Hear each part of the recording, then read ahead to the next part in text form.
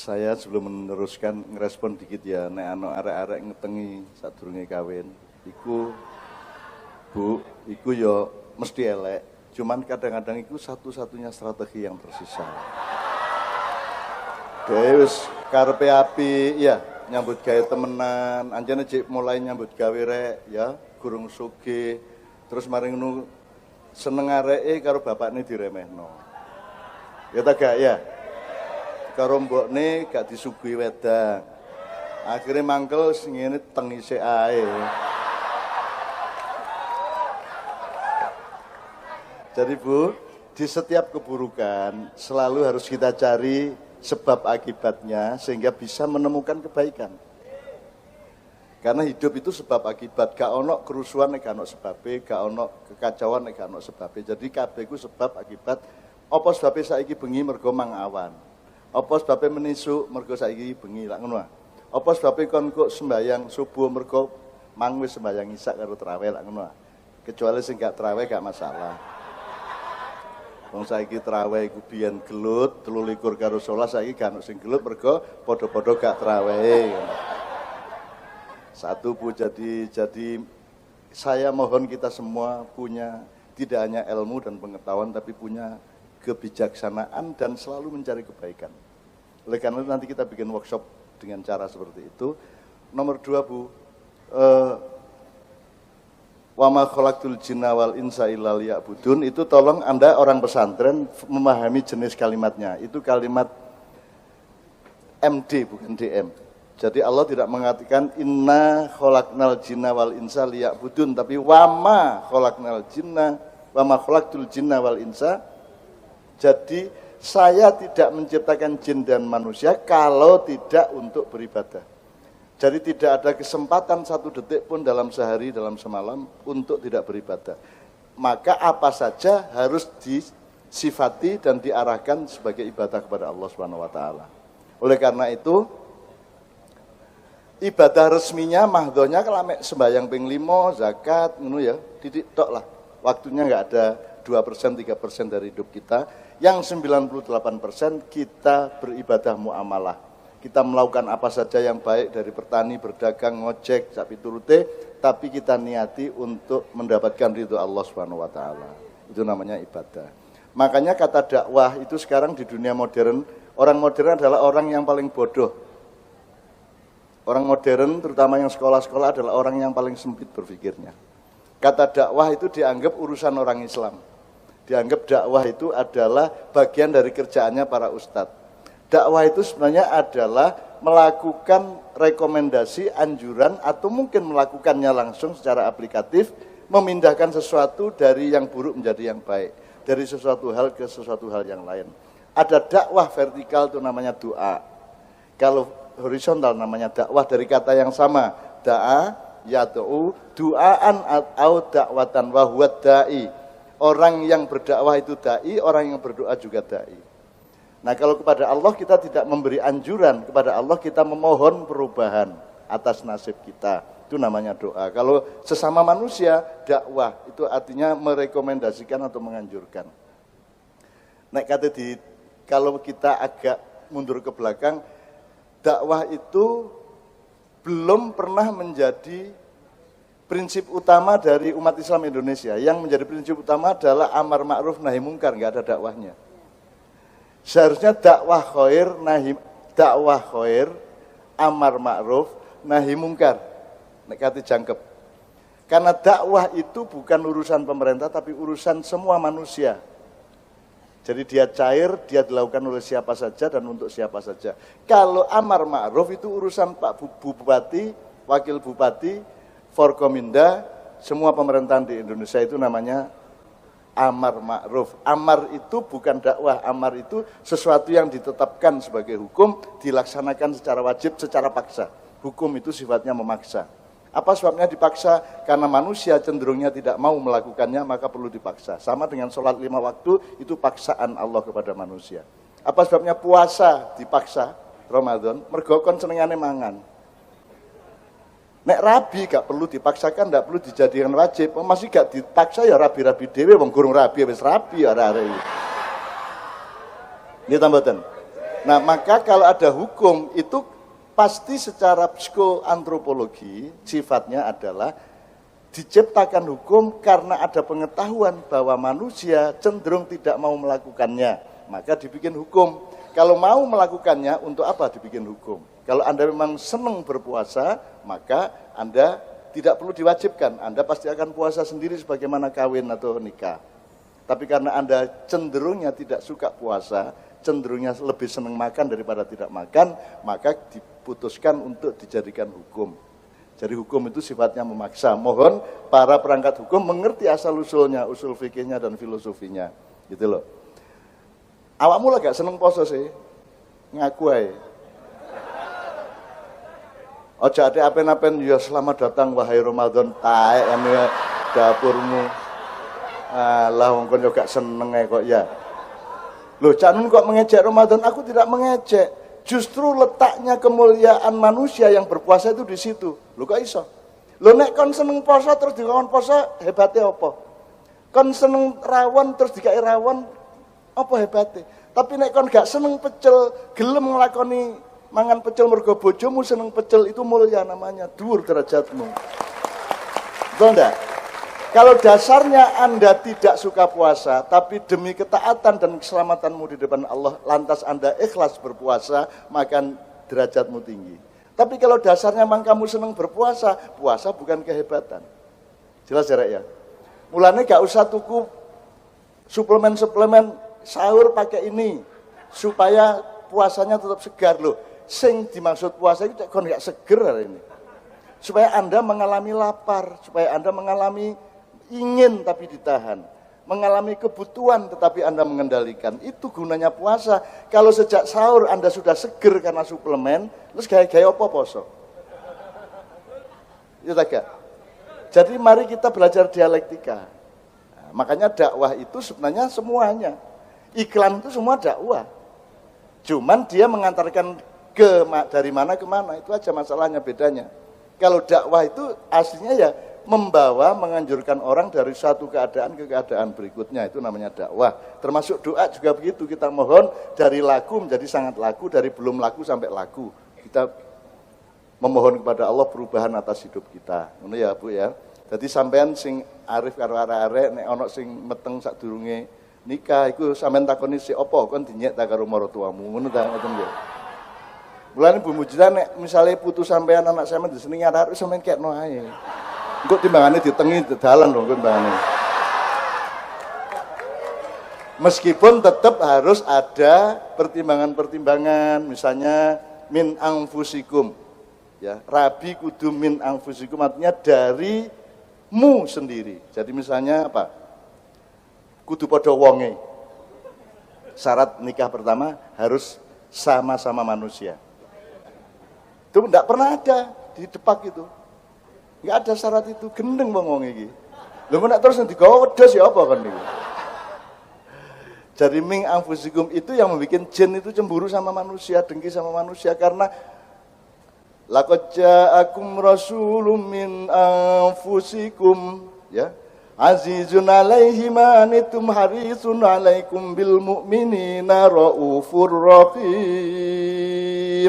Allah janji bahwa telah aku datangkan seorang nabi dari kalanganmu sendiri. Tapi jin gak ono nabi jin, sing ono nabi menungso dan jine kudu nganut karo menungso. Lah mangkel lah. Mbok sampean gawe nabi jin dhewe po. Nah, iku sing garai jin iku akeh sing ganggu sampean, iku bagian yang tidak ikhlas kepada Allah. Tapi jin-jin mayoritasnya mereka ikhlas kepada Allah. Dan di sana Nabi Muhammad dielek nemen oleh kelompok medsos jin ini. Oh mereka dengki, oh apa Muhammad bojone akeh. Opo bapak ibune biyen nikah gak nganggo Islam, wong gurung ana Islam, gitu. Wah dielek-elek Nabi Muhammad juga karo Nabi Ibrahim dielek-elek. Sunan Kalijaga iki dielek-elek, Bu. Aku ingin gini, kalau Anda kan medsos pakai hardware. Kalau di dunia jin tidak pakai hardware. Hardware-nya adalah urat saraf Anda. Jadi nek kepingin krungu apa karek merem tek ketok set ngono. Nek kono aku tuku handphone sik, kono gak langsung set hurufnya iki teko dhewe ngene iki. Utawa merem terus ketok gitu. Jadi medsos di sana lebih maju. Dan ya apa kan itu. Dan Sunan Kalijaga yang sampean sebut-sebut itu dielek-elek pol, alah taek Sunan Kalijaga. Wong kon biyen ngerampok kayak katik saiki dakwah barang. Lah ngono. Sunan Kalijaga itu berandal Lokajaya. Dia dulu ngerampok, ya tau, begal sak piturute. Dadi nek sampean tau begal, aja adik berdakwah engko dielek-elek wong alah kon begal kok saiki katik makyahan barang. Kan gitu kan. Jadi mereka tidak mengenal husnul khotimah. Husnul khotimah itu artinya orang dari zulumat ilan nur. Gitu loh. Apa sebabnya ono husnul khotimah? Sebab Allah sejak awal menciptakan manusia itu dengan berbagai kemungkinan, dan salah satu kemungkinan yang besar adalah dia berada dalam kegelapan, kemudian diberi petunjuk oleh Allah melalui Al-Quran supaya dia pindah ke nur, kan begitu. Jadi orang buruk loh, saiki kon ketemu Sayyidina Umar kon ngomongin alah sampean biyen mateni wong kadek dadi khalifah barang ngono. Ngomong ngono sampean. Lho gak iso nek kaya ngomong ngono iku. Nabi Musa barang mateni wong barang. Ora menang mateni wong kadek dadi nabi barang. Loh, hidup itu dinamis, enggak bisa begitu. Misalkan kita ini anak maling. Wong bapakku maling ya upamane. Bagusnya saya meneruskan kemalingannya atau saya menjadi orang yang sebaliknya. Mergo aku biyen tahu duwe turunan maling, aku saiki gak kira maling, apik tak gak.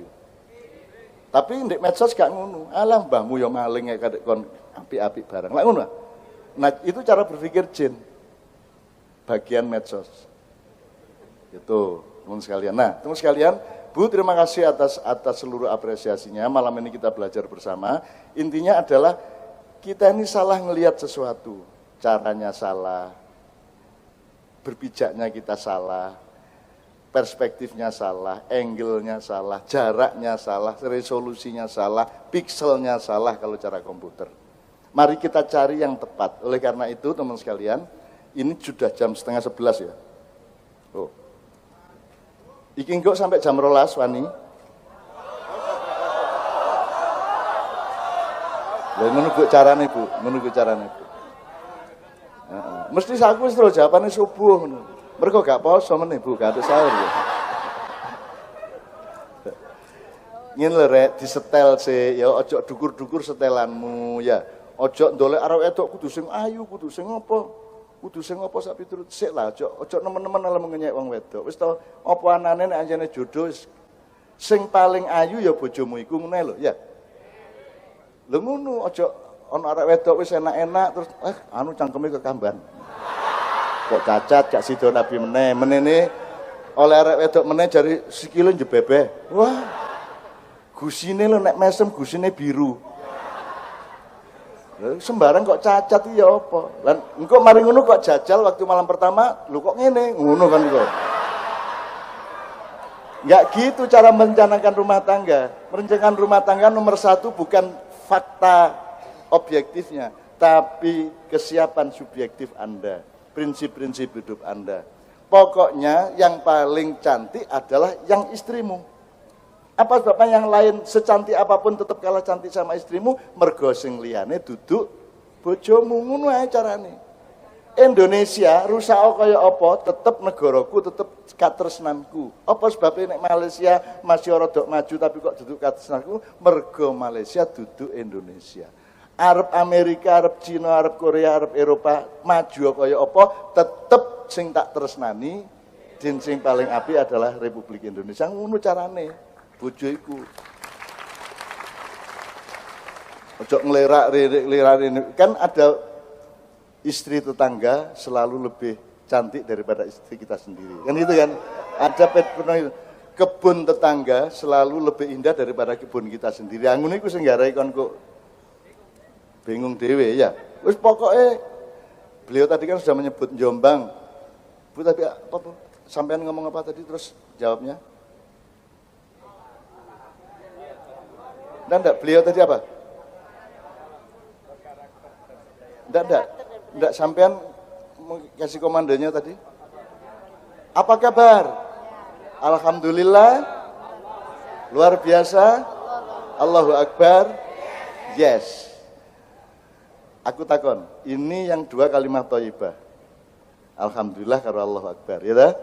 Sing tengah luar biasa. Luar biasa itu termasuk kalimat thayyibah ta gak? Kon delok esuk-esuk srengenge nggo anteng luar biasa, ya ta? Subhanallah, ya ta? Jadi luar biasa ya padha karo subhanallah, Allahu Akbar, astagfirullah dan seterusnya. Nah, kemarin kita belajar di Jogja, di PLN Jogja, kalimat thayyibah itu yang disepakati ada 6, tapi semuanya semua kalimat thayyibah. Jadi subhanallah, alhamdulillah, wala ilaha illallah, Allahu Akbar, la haula wala quwata illa billah. Terus nanti ada astagfirullah, ada macam-macam lagi. Rabbana ma khalaqta hadza batila, kalimat thayyibah. Jadi kalimat thayyibah terbatas dan tidak tergantung kalimatnya apa, itu tergantung penemuan dan rasa kekagumanmu kepada Allah Subhanahu wa taala. Sekarang saya tanya, sing paling dukur di antara kalimat thayyibah itu apa? Apa rek? Sing paling dukur dhewe. Nek kene kan alhamdulillah, luar biasa, Allahu Akbar, urut-urutane. Nek menurut awakmu kalimat thayyibah sing paling top iku apa? Nah, aku takon ngene iki untuk ngecek awakmu mandiri ta gak. Kon aja gelem tak takoni ngono iku terus kon dolek apa ya sing nomor 1? Gak ngono jawabe. Lah sakarep kula ngono jawabe kok. Tergantung kula, nek kula pas kagum nggih kula masyaallah Allahu Akbar. Nek pas kula matur nuwun ya alhamdulillah. Pas kula rodok krasa salah ya astagfirullah. Semua penting, tidak ada yang lebih penting daripada yang lain karena masing-masing tergantung pengalamanmu. Nek kon delok ya Allah, iki mang tabrakan lho, tapi gak iso selamat. Aku biyen mbahku iku numpak dokar ndek terongan ditobruk karo apa jenenge tank apa iku jenenge? Tank tentara iku lho. Ludes entek karek jarane tok karo sing numpaki dokare entek. Apa? Rabbana ma khalaqta hadza batila. Ya Allah, tidak sia-sia Engkau menciptakan semua ini. Betul, Allahu Akbar, begitu besar Engkau. Lah ngono. Jadi sekarang temukan kalimat thayyibah sesuai dengan yang engkau alami masing-masing lho rek. Wis saiki nek ana arek wedok ayu. Poso-poso. Kon ya apa kon? Wayu kare lekuk wah. Wes, kon ngomong ya apa? Tergantung masing-masing, ana sing alhamdulillah. Ana sing subhanallah. Allahu Akbar. Yes, era. Tergantung. Jadi kita jangan nyun sewu, jangan terikat pada kata atau simbol, tapi Anda otentik dengan pengalaman Anda masing-masing. Kalau dalam thariqat misalnya ada zat, sifat, isim, fi'il. Saya pakai cara berpikir yang berbeda. Zat, sifat, isim, jasad. Fi'il endi? Semuanya fi'il, semuanya amal. Ketika Allah berinisiatif menciptakan sesuatu, itu sudah fi'il. Jadi Allah menunjukkan zatnya melalui tajallinya, itu juga sudah fi'il. Allah menunjukkan sifat-sifatnya, itu semua fi'il. Gitu loh. Jasad ya fi'il, isim ya fi'il. Nah, orang sekarang terlalu tergantung kepada isim. Isim itu adalah identitas. Iki 01, iki 02. Iki Gerindra, iki PDIP. Iki NU, iki Muhammadiyah. Nah, kalau Anda mulai terikat itu, Anda mulai susah hidupmu. Maka jangan mau terjebak oleh isim. Karena isim itu, iki apa jenenge rek? Botol. Botol ya? Kon kok iso ngomong aqua mergo ketok ta? Lho nek aqua berarti kan selawatan. Wala aqua ala naril jahimi. Ayo. Upama iki disebut lepek oleh taga. Oleh taga. Loh, ojo ngomong gak oleh. Sing ndek doli iku biyen apa jeneng? Saiki jenenge apa sing ndek doli biyen? Saiki disebut PSK, pekerja seks komersial. Sadurunge biyen WTS, wanita tunasusila. Terus baru disebut pelacur, disebut lonte, ondolan. Aku takon, Apakah kata ondolan itu mencerminkan orang yang bekerja seks? Itu kan olehmu ngarani kesepakatanmu saja itu disebut ondolan. Nah, ojo terikat kata ondolan. Jangan terikat 01 apa 02. Yang kamu lihat adalah apakah mereka mengabdi kepada kejujuran dan kepada rakyat Indonesia atau tidak. Bukan 0102-nya, ngono loh. Ya Mas ya. Jadi kita berpedoman kepada fi'ilnya, tidak kepada isimnya. Nah, isim bapak-bapak ta. Wong Bu Munjidah, masih duduk bupati itu Bu Munjidah. Tetap aku menghormati beliau sejak dulu sampai besok-besok. Kan gitu. Jadi duduk sopo kon tapi kon lapo. Gitu mboten? Sing luwih penting kon lapo bahkon niku menungso tapi nek njegok berarti sampean niku mek kaya kere lah ngoten. Jadi sing penting amalnya, fiilnya kan gitu, bukan isimnya. Nah sekarang kita terlalu menegaskan isim-isim sembarang. Aku diarani Syiah, isim. Aku diarani liberal, isim. Aku dilokno kafir, isim. Aku dilokno segala macam semua isim. Dan kabeh gak ono sing bener. Wong aku gak tahu dadi sapa-sapa. Aku gak tahu dadi pejabat, gak tahu ngelamar nyalek, gak tahu lapo-lapo, gak tahu ngepek apa-apa, gak tahu njaluk apa-apa di Indonesia. Belas seumur hidup saya ini. Gak tahu njaluk apa-apa. Tidak pernah bersaing untuk menjadi siapa-siapa. Sing kesenian gak kono PN senian gak apa. Negara PN negara gak masalah. Pemerintah PN aku gak njaluk apa-apa. Aku mek nglakoni apa sing kudu tak lakoni sing dipandu oleh Allah Subhanahu wa taala. Isime PN gak karepne. Gitu loh. Nah, jadi saya tidak peduli sama isim. Saya pedulinya adalah kepada fiil. Yang penting kon nglakoni apa. Bah lombok tapi nek ternyata gak pedes. Lombok-lombokan.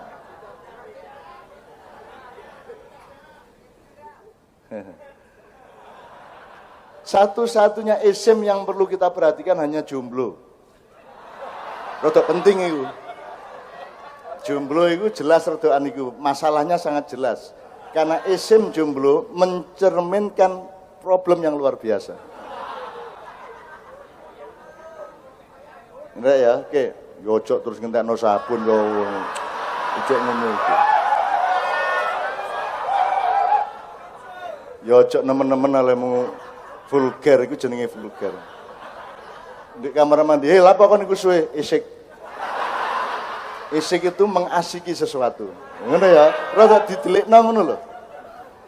Kok nemen kon suwene? Lho isik rek. Kok ngene iki kayak wiritan rek. Iki ngladeni arek-arek nom. Terakhir sekali sebelum kita mulai belajar bersama, saya terima kasih kepada beliau untuk menyebut bahwa kita akan punya masa depan yang baik.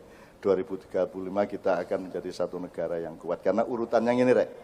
Urutannya ini. Rakyat kuat, negara lemah. Terus nanti akan menjadi rakyat kuat, negara kuat. Setelah itu akan berubah menjadi negara kuat, rakyat lemah. Kemudian berubah menjadi rakyat lemah, negara lemah. Baru kemudian negara lemah, rakyat kuat. Iki urut-urutannya gurung ono di ilmu apa ya. Tapi delok Indonesia saiki tutuk endi. Dan alhamdulillah ada solusinya untuk sekarang ini yang rame-rame ini. Ada solusinya, sangat tidak sukar. Cuman lah aku duduk sopo-sopo sih, Re.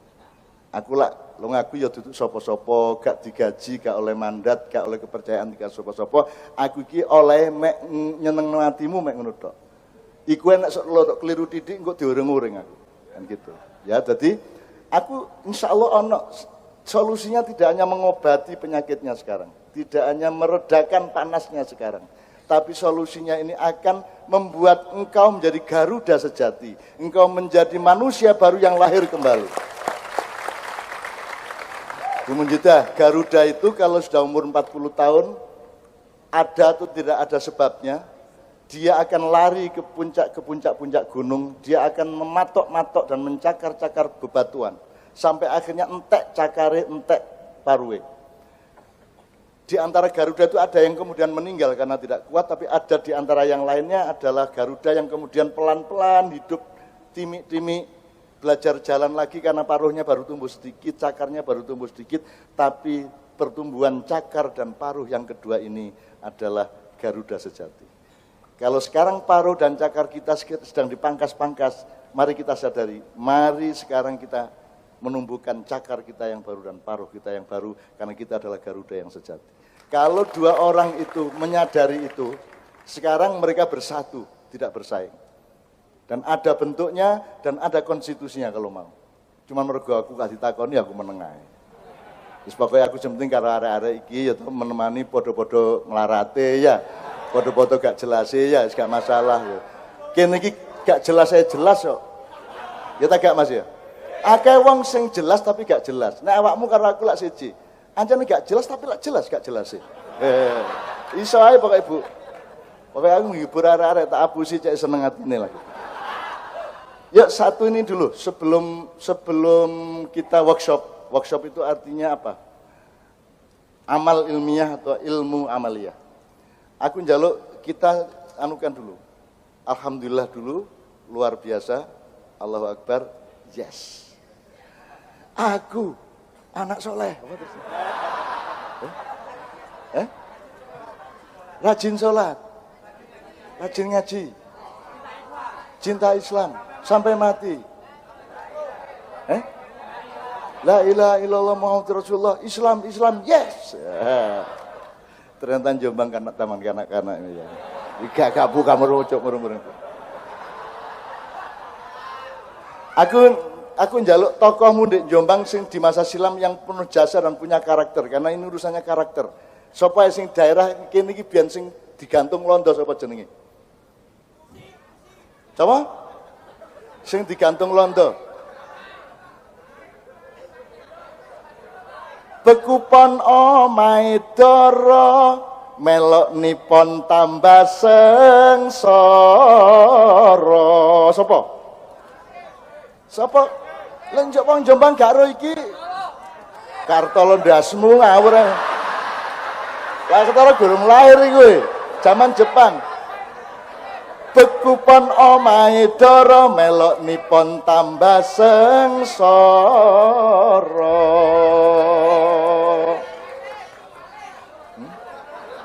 Munari ya wis.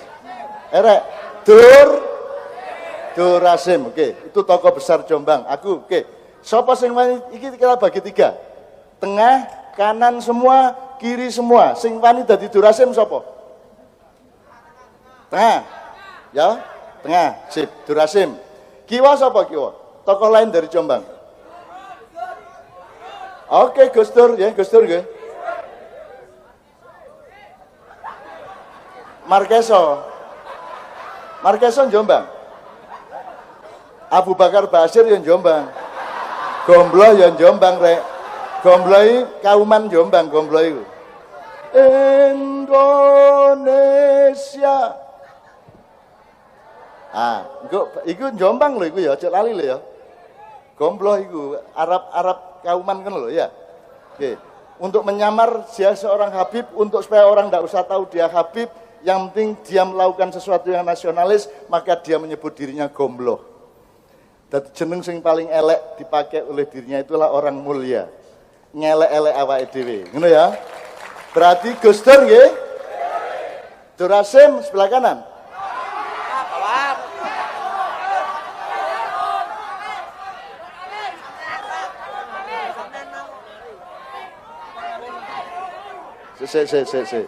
Ngene wis. Ojo ngene. Jawabnya ojo ndagel tapi serius dengan sejarah karakter kita. Sinten? Cak Nur bareng. Oke, sapa meneh kemungkinan lain? Ya, Durasim wis, Gus Dur wis. Sapa iki? Sapa? Ayo rek, sapa rek? Tolong ditanya siapa? Halo, cek, sinten? Hasim, Mbah Hasim Asari. Mbah Hasim? Nggih. Oke, Mbah Hasim. Mbah Hasim asli Jombang ta wong Demak?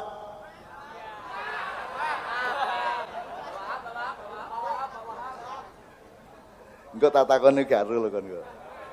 Mbah Hasim kulite soklat ta rada ireng ta kuning? Gak ro, tinggi badannya berapa? Karo kon Nabi Khidir anake sapa? Nah kon niku kakean taek. Sembarang kepingin roh, ndak harus tahu. Mbah Hasyim tinggi badannya berapa, ndak harus tahu.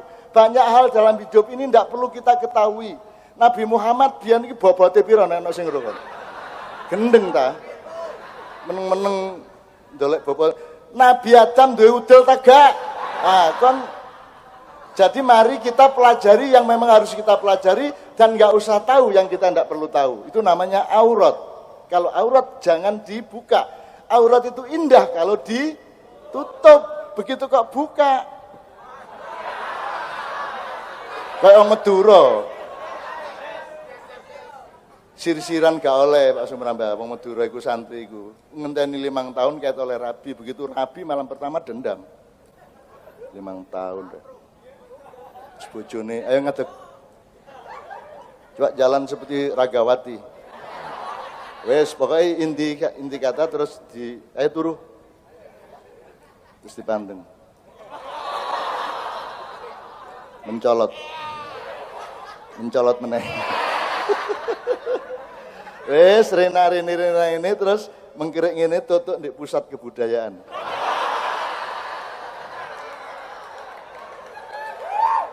Yang berhutan-hutan lebat ya.